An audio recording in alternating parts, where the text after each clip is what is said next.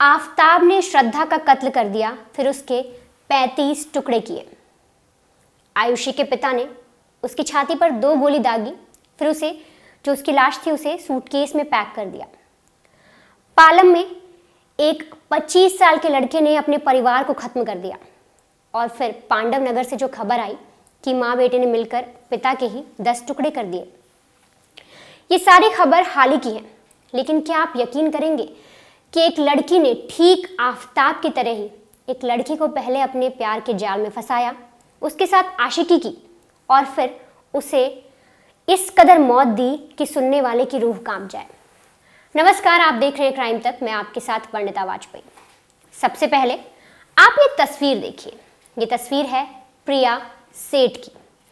जब प्रिया को पुलिस ने अरेस्ट किया तो सुनिए उसने क्या कहा। प्रिया ने कहा कि ये जो मैंने मर्डर किया है ये कोई पहला मर्डर नहीं है और ना ही मुझे इससे फर्क पड़ता है। प्रिया कितनी क्रूर है ये आपको इस कहानी को जानकर समझ में आ जाएगा। सबसे पहले आपको प्रिया की जो बैक लाइफ है उसके बारे में बताते हैं।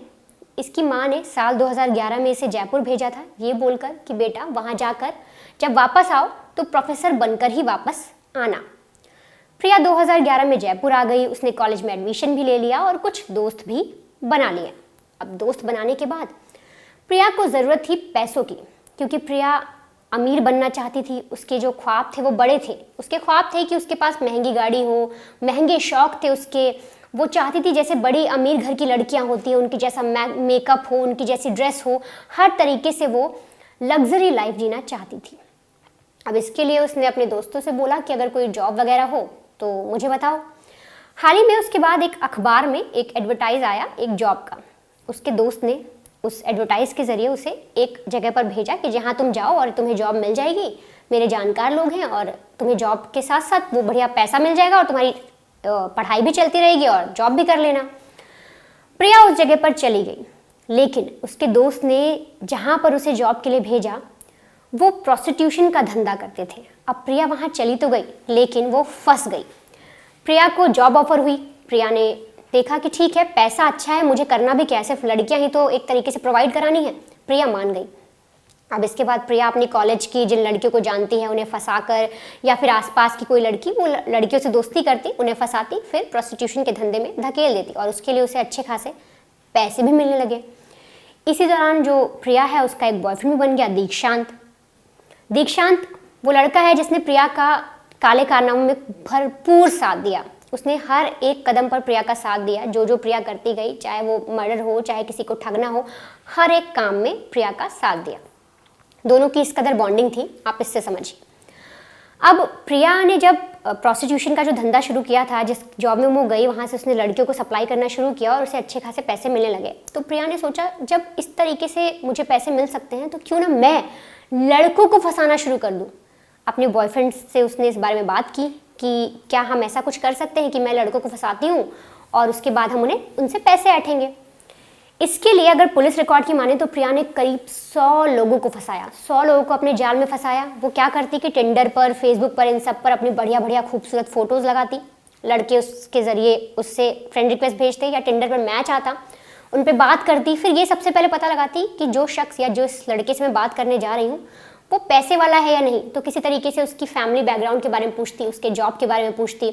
जब प्रिया को लग जाता कि हाँ लड़का पैसे वाला है और इसको फंसाने से मेरा काम बन सकता है, तब उसके साथ वो दोस्ती करती, उसके साथ नंबर शेयर करती, फिर प्यार भरी बातें होती, दोनों के बीच प्यार बढ़ जाता, ऐसा प्रिया दिखाती और फिर उन्हें लूटती। अब इसी सिलसिले में उसने दुष्यंत नाम के एक लड़के को फंसाया। दुष्यंत और प्रिया का टिंडर पर मैच हुआ, दोनों मिले, फिर दोनों के बीच बातचीत हुई। प्रिया को पता लगा कि दुष्यंत जो है पैसे वाला है, ठीक ठाक नौकरी करता है, मेरा काम इससे बन जाएगा। इसके लिए उसने दुष्यंत के साथ प्यार का नाटक भी किया।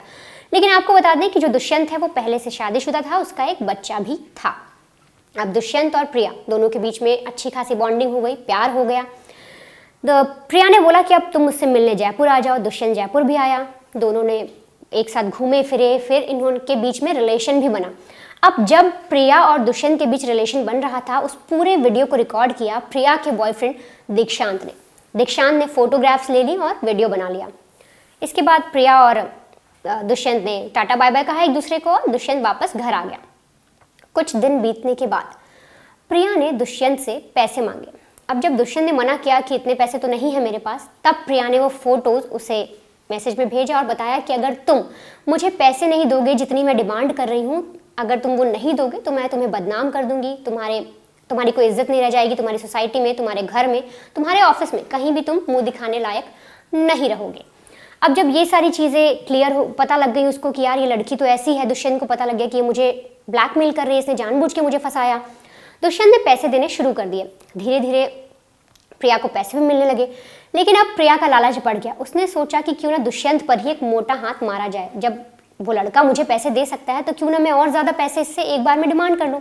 इसके लिए प्रिया दुष्यंत से कहती है कि तुम बस एक आखिरी बार जयपुर आ जाओ, इसके बाद मैं तुमसे पैसे नहीं मांगूंगी, हम सेटल कर लेंगे जो भी चीज़ें हैं, लेकिन एक बार मुझसे मिलने आ जाओ।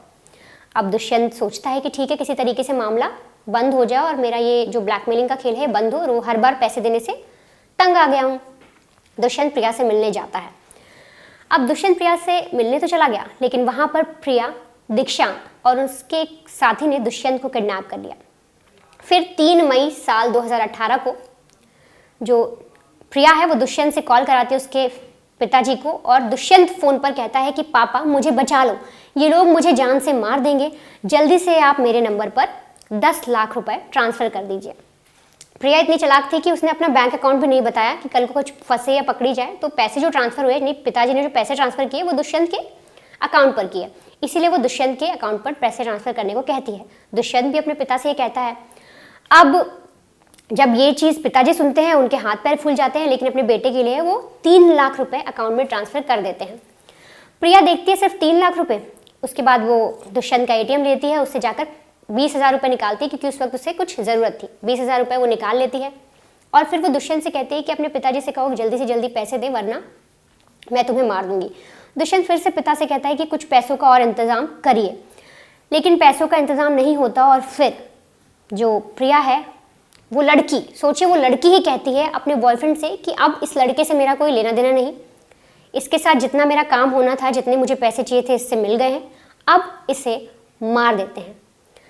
और प्रिया इतना कहती है कि दीक्षांत उसका साथ दे देता है। दोनों इस बात पर हामी भरते हैं और प्रिया के हाथ तक नहीं कांपते। वो पहले दुष्यंत को मारती है, फिर उसके 2 टुकड़े करती है और फिर उन्हें सूटकेस में भरकर जो डेड बॉडी है उसे जयपुर हाईवे पर जो जंगल है वहाँ पर जाकर फेंक आती है।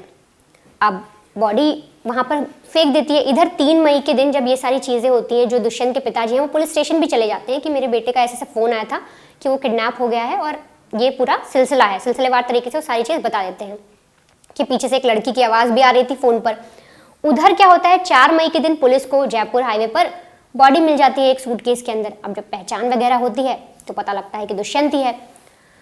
पुलिस पूरे केस की जांच करती है। उस एरिया में जितने भी ATM वगैरह लगे होते हैं उन सब की जांच करती है। जब देखती है तो वहाँ पर CCTV में दिखता भी है, और पूरा इस कड़ी को जोड़कर CCTV के ज़रिए, हर एक टेंडर के ज़रिए, हर एक तरीके से जो भी कॉल हिस्ट्री और सब कुछ था उसके ज़रिए वो प्रिया को अरेस्ट भी कर लेती है और उसके बॉयफ्रेंड को भी। लेकिन इन दोनों के अरेस्ट हो जाने के बाद आप ये देखिए कि किस तरीके से वो लड़की, उसके माथे पर एक शिकन तक नहीं है। उसने अपनी अय्याशी के चक्कर में, अपने महंगे शौक के चक्कर में लड़कों को फंसाया, फिर एक लड़के का मर्डर तक किया, बेरहमी से उसे मारा, उसके टुकड़े भी किए, और उसके बाद उसके माथे पर शिकन नहीं है। वो पुलिस के सामने बस इतना कह रही है कि ये कोई मर्डर थोड़ी है, ये कोई पहला मर्डर थोड़ी है जिस पे आप लोग इतना हंगामा काट रहे हैं। मेरी हंसी ऐसी है कि मैं लोगों को फंसा लेती हूँ। लेकिन यहाँ पर सबसे बड़ी चीज़ ये है कि प्रिया जैसे लोगों को, जो प्रिया है, आफ्ताब है, इन जैसे लोगों को ये सोचना होगा कि जो कत्ल है वो पहला या दूसरा कत्ल नहीं होता, कत्ल तो कत्ल होता है, और उसके लिए सज़ा सबको होनी ही चाहिए।